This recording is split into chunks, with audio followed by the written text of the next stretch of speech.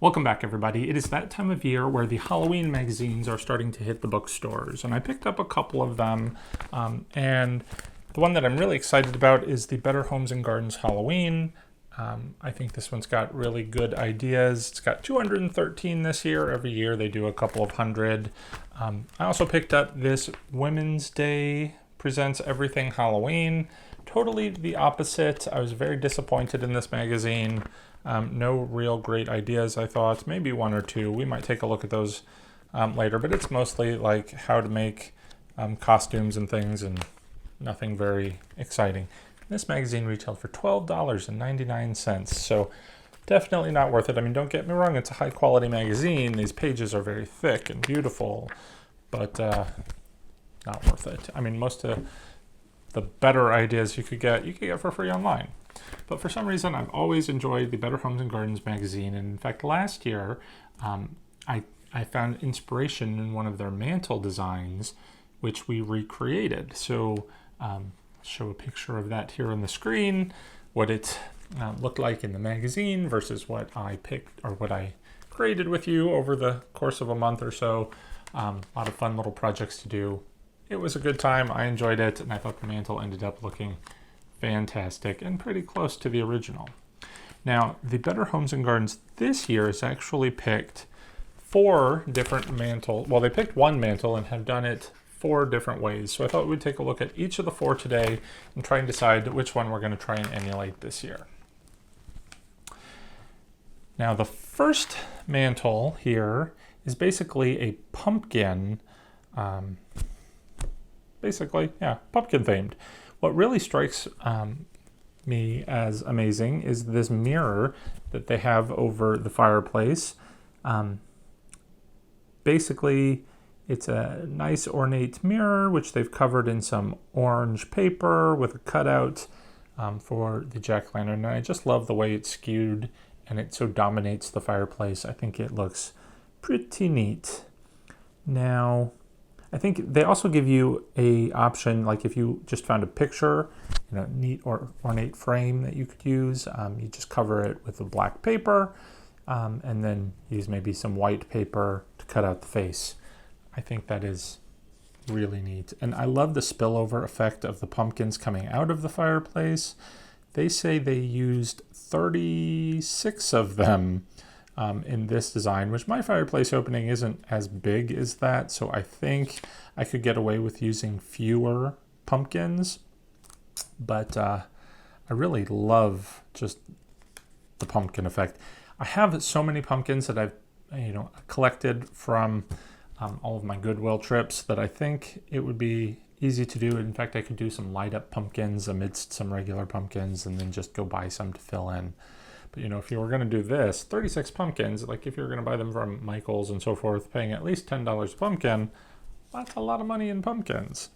And then they've got some white candlesticks on the mantle. It looks like they say they've used a white chalk finish to create a haunting effect. So there's not a whole lot going on in this fireplace, but I think it's very dramatic. Even if I don't end up doing this design, I love that jack-o'-lantern mirror. I've got to find a way to emulate that this year somewhere in my house, if not the fireplace. All right, next up we have a black and white design. Now, I love these trick-or-treat letters. However, I did the trick-or-treat last year with the wood blocks. It looked really good. It was a fun project. I can't imagine this trick-or-treat would be anything more than buying the letters and painting them black, so that's not that exciting. And then they've got all of these different little, I don't even know what you're going to call it, paper fan decorations, up around the wall above the fireplace. Now, I did some paper fan decor with last year as well, making those flowers, and that was kind of a nightmare. But I do love how they have the little spiders hanging down from whatever it is they used to create that circle. And then they've got some logs in the fireplace with the ends painted black. They use birch logs so that it's got the white edges with the black on the ends, and that would be, it's pretty, and I love the whole black and white effect, but that's going to be a little challenging to get all of that wood. Not sure that's realistic. And then they've got a nice little floral arrangement on the hearth. Okay, next up we have a witch theme. Now, it's kind of hard to see in this picture, but they have covered all of these pumpkins with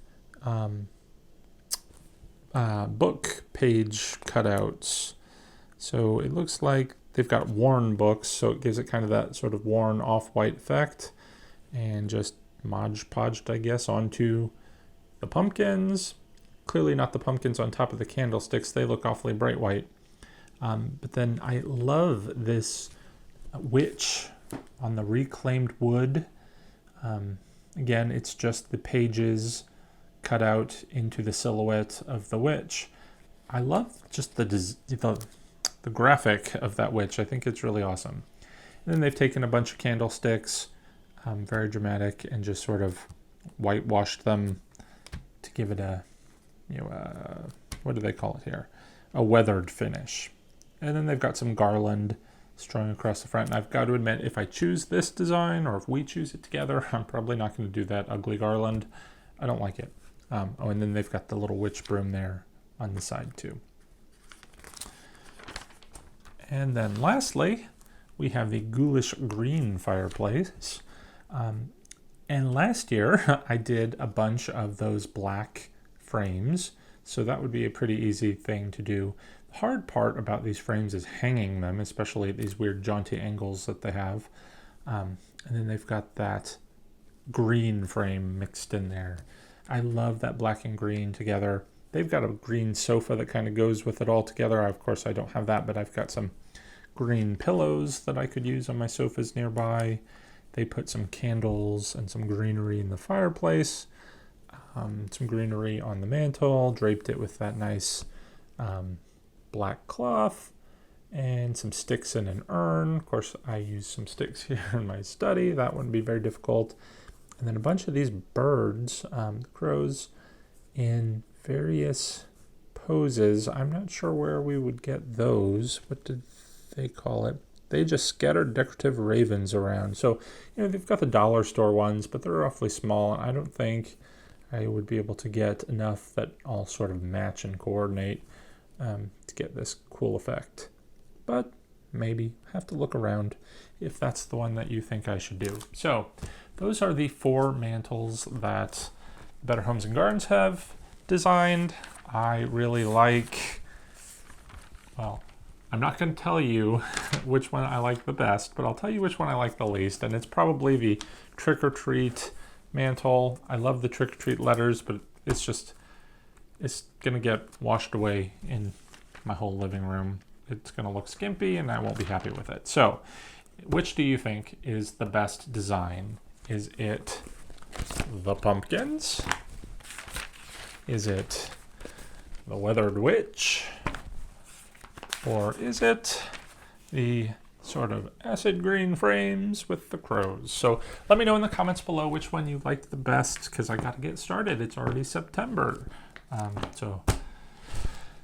None of these are a lot of projects that we're going to get to do together, unfortunately, but, hopefully we'll get to do 1 or 2 and have some fun with this. So let me know in the comments below which one you think I should do, and then we'll take it from there. So that's it for today. Thanks for watching, everyone. Till next time, take care and happy haunting.